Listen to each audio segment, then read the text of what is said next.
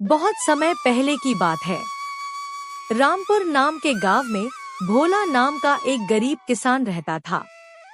भोला के परिवार में उसकी माँ बिमला, उसकी पत्नी राधिका और उसके 2 बच्चे राजू और रिंकी शामिल थे। भोला बहुत ही मेहनती और ईमानदार आदमी था। पूरे गांव में भोला की एक अलग ही पहचान थी। भोला का एक छोटा सा घर था जिसमें सभी लोग रहते थे, लेकिन भोला का जीवन हमेशा कठिनाइयों से भरा हुआ था। उसके खेत में जो भी थोड़ा बहुत अनाज होता, उसी से उसके परिवार का खर्चा चलता था। एक दिन की बात है, राधिका भोला से कहती है, ये जी, गरीबी तो हमारी पीछा ही नहीं छोड़ रही है और ऊपर से साहूकार का कर्ज भी बढ़ता ही जा रहा है। मैं तो यही सब सोचकर घबरा रही हूँ। अपनी पत्नी की बात सुनकर भोला कहता है, तुम ज्यादा चिंता मत करो, ज्यादा सोचने से कुछ नहीं होगा। मैं कुछ इंतजाम करता हूँ। यह कहकर भोला अपने खेत में काम करने के लिए चल देता है।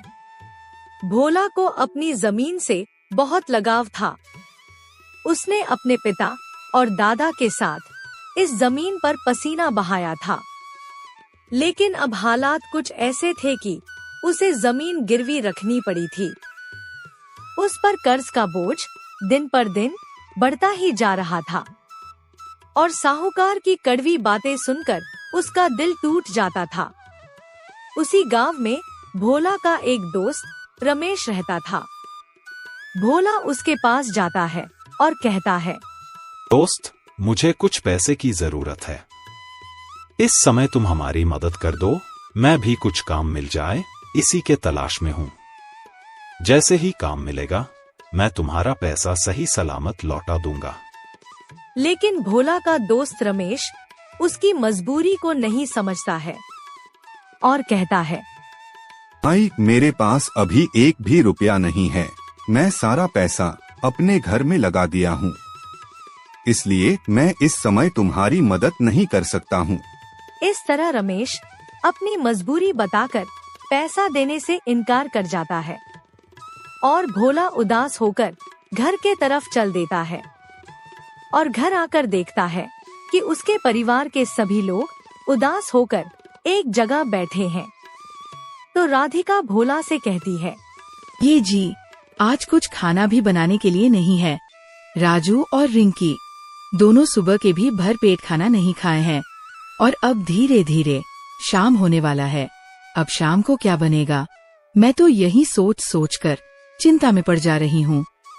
मैं तो कहती हूँ, मेरे पास कुछ गहने बचे हुए हैं, आप इसे ही बेच दीजिए और कुछ पैसे साहूकार को भी दे दीजिए, नहीं तो वो हम लोगों को जीने नहीं देगा।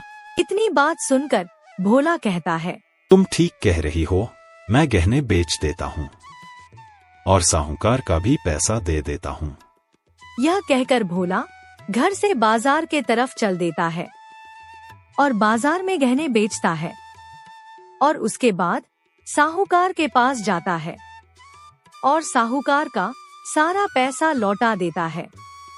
फिर बाजार में से कुछ सामान लेकर घर के तरफ चल देता है और जब घर आता है तो उसके परिवार के सभी लोग बहुत खुश होते हैं। लेकिन भोला को अभी भी काम की तलाश थी।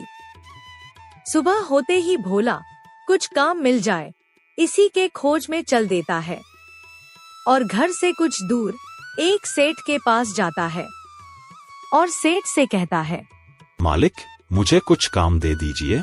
मैं बहुत गरीबी से गुजर रहा हूँ। मैं कोई भी काम करने के लिए तैयार हूँ।